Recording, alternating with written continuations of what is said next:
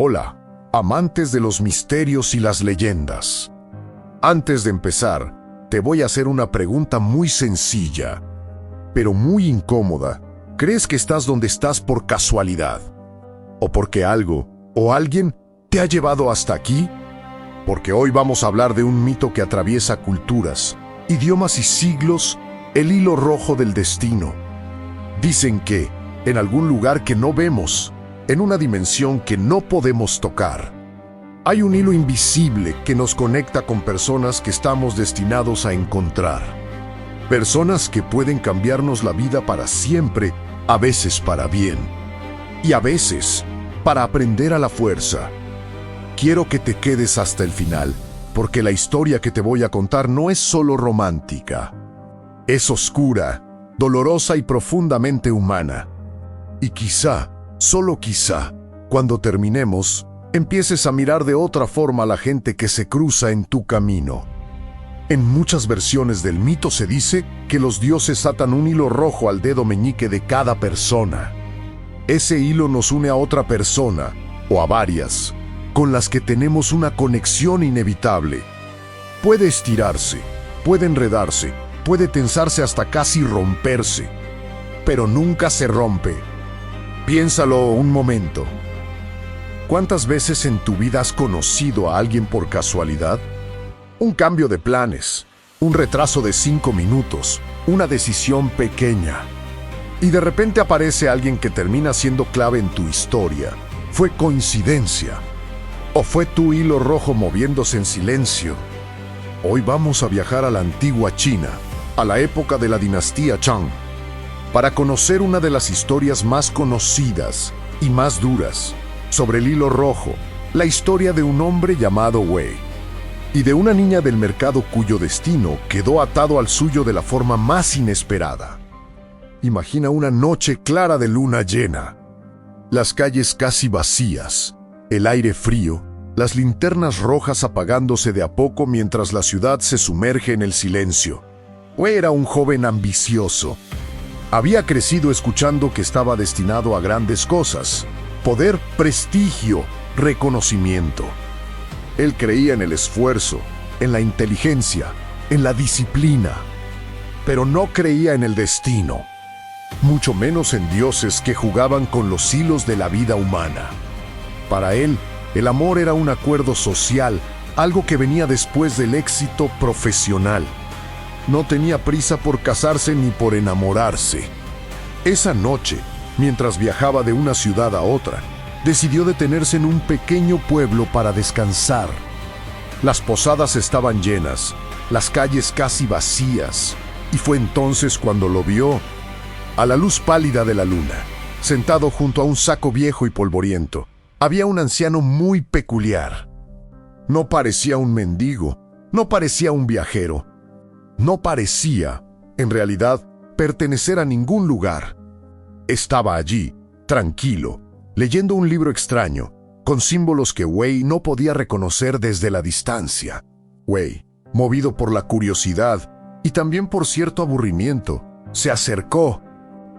«Buenas noches, anciano», le dijo. «¿Qué haces aquí, solo, bajo la luna, leyendo en medio del camino?» El anciano levantó la mirada lentamente. Sus ojos brillaban de una forma extraña, como si supiera algo que Wei todavía no había vivido. «Buenas noches, joven», respondió. «Te estaba esperando». Imagina el rostro de Wei en ese momento. ¿Cómo que te estaba esperando? Él ni siquiera sabía quién era aquel hombre. «Esperándome», repitió, incrédulo. «¿Y quién se supone que eres tú?»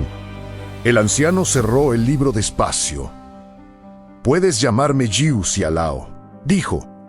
«El anciano bajo la luna. Soy el dios del matrimonio y del amor. En este libro están escritos los nombres de todas las parejas destinadas a encontrarse, y ese saco dijo, señalando el bulto a su lado. Llevo los hilos rojos que las unen». Wei soltó una carcajada. Le parecía absurdo. Un viejo con un saco de trapos y un libro raro, diciéndole que era un dios. «Así que tú decides quién se casa con quién», preguntó burlón. ¿Y también decides quién será mi futura esposa? El anciano no se ofendió ni se molestó. Solo sonrió, como quien mira a un niño que no entiende todavía el juego en el que está metido. Yo no decido, respondió. Yo solo leo lo que ya está escrito. Y me aseguro de que los hilos no se rompan. Con esa arrogancia típica de quien se cree dueño de su destino, decidió poner a prueba al anciano, muy bien dios del matrimonio. ¿Quién es mi futura esposa? El anciano abrió su libro. Las páginas parecían moverse como si tuvieran vida propia. Pasó el dedo lentamente por los caracteres, como si buscara algo muy específico. Después de unos segundos, levantó la mirada. Tu futura esposa, dijo con calma, es la hija de una vendedora de verduras del mercado de este pueblo. Una niña de apenas 3 años. Wei frunció el ceño. ¿Una niña pobre de mercado? Él, que aspiraba a casarse con una mujer de buena familia, con un origen noble, con conexiones útiles para su carrera. La idea le pareció insultante. «Te estás burlando de mí», respondió, ofendido. «No solo me dices que mi vida está escrita, sino que encima me vas a casar con una niña de pueblo». La rabia le subió a la cabeza. La humillación, el orgullo herido, la soberbia, todo se mezcló. Demuestra otra cosa, anciano. Si eres tan Dios, evita esto. Borra ese nombre, corta ese hilo. Yuexia la negó con la cabeza. No puedo cortar lo que está destinado, dijo con serenidad. Podrás resistirte, podrás huir, podrás incluso hacer daño. Pero el hilo seguirá ahí. Y aquí viene la parte oscura. Wei, todavía hirviendo por dentro, se volvió hacia su sirviente más leal que lo acompañaba en el viaje. «Ven», le ordenó, en voz baja pero firme. «Mañana irás al mercado. Buscarás a la hija de esa vendedora de verduras y te desharás de ella». No fue una orden impulsiva. Fue fría, calculada. Creía que si eliminaba a la niña, destruiría también el destino que el anciano le había anunciado. El sirviente dudó por un instante, pero la lealtad y el miedo pesaron más que la conciencia. Asintió. A la mañana siguiente, el mercado estaba lleno de vida.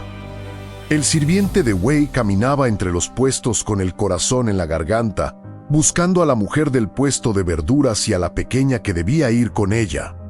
Finalmente la encontró. La niña estaba de espaldas, jugando con una pequeña muñeca de tela, ajena a todo.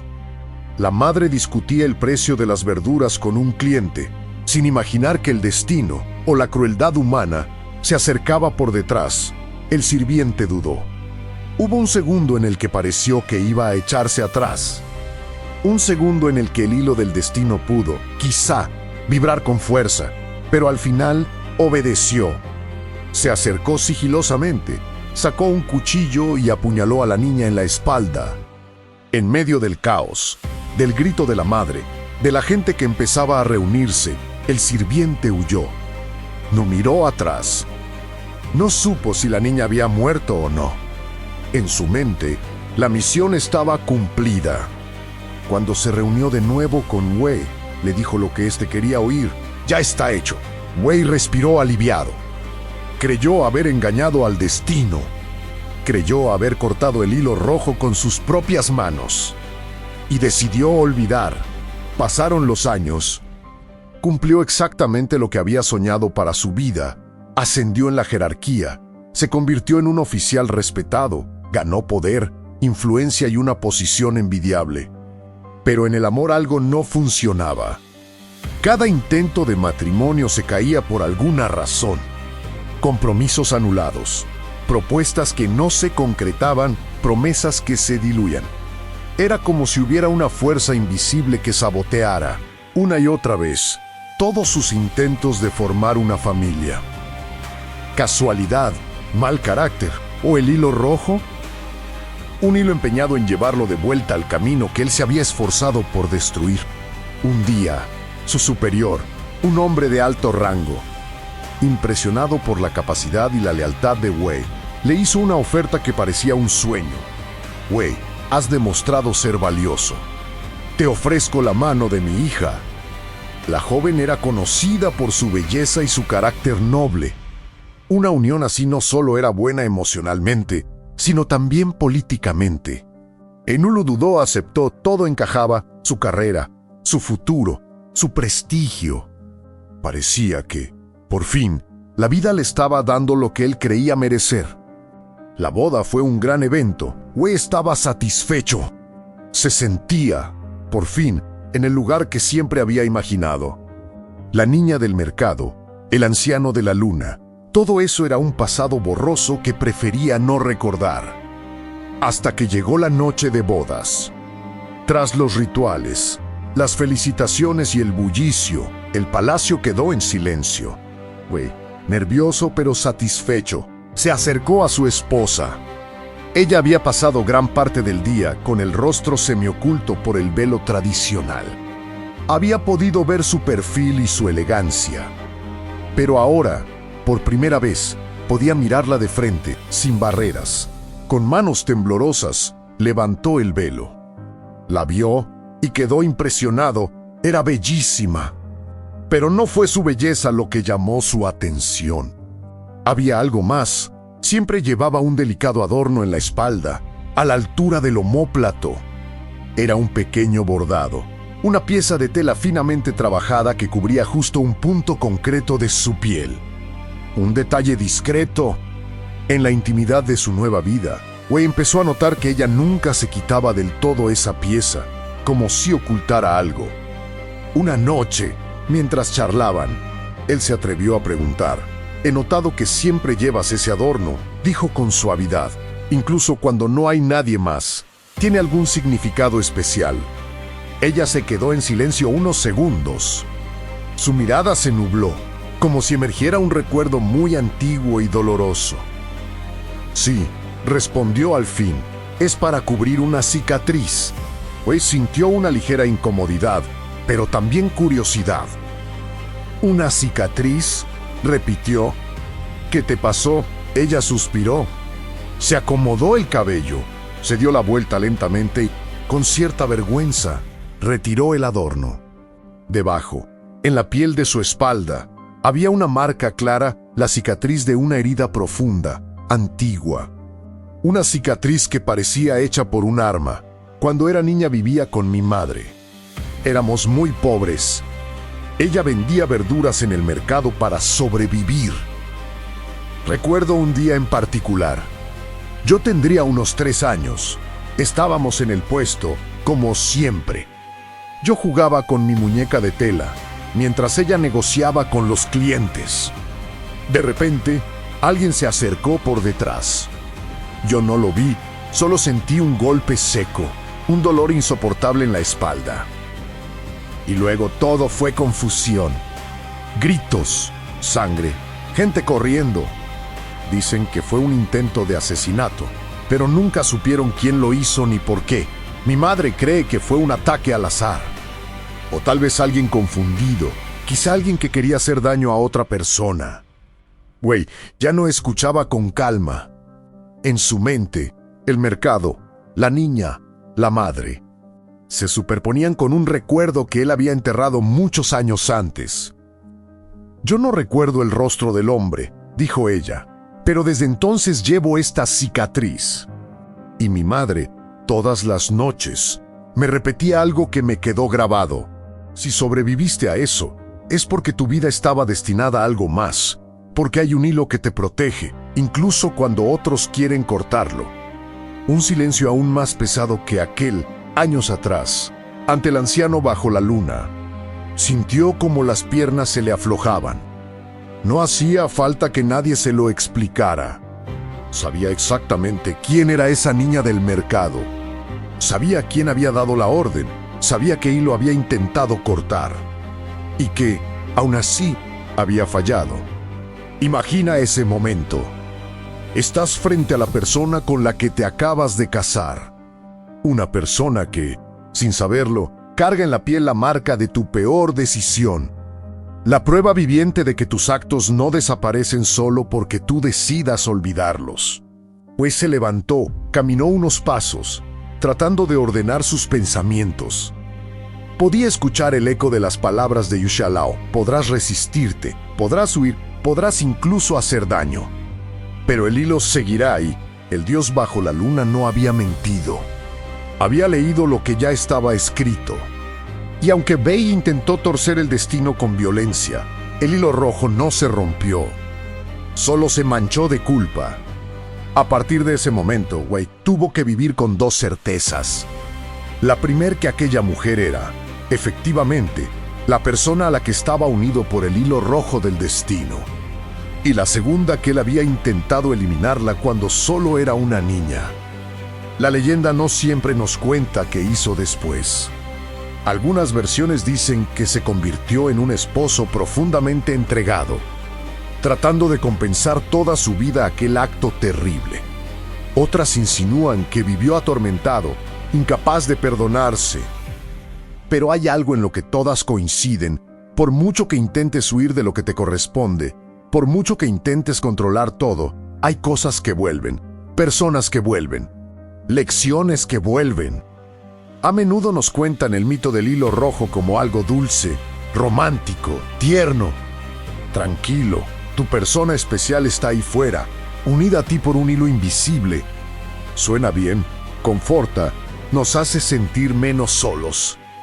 Pero esta historia nos muestra el otro lado. El hilo rojo no solo une amores de cuento, también une responsabilidades, karma, consecuencias. No se enamoró de una desconocida cualquiera. Se enamoró, sin saberlo, de su propio pasado.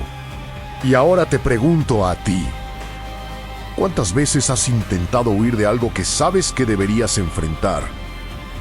¿Cuántas veces has querido cortar de tu vida a alguien o algo, convencido de que así todo se solucionaría, cuando en realidad el problema estaba dentro de ti?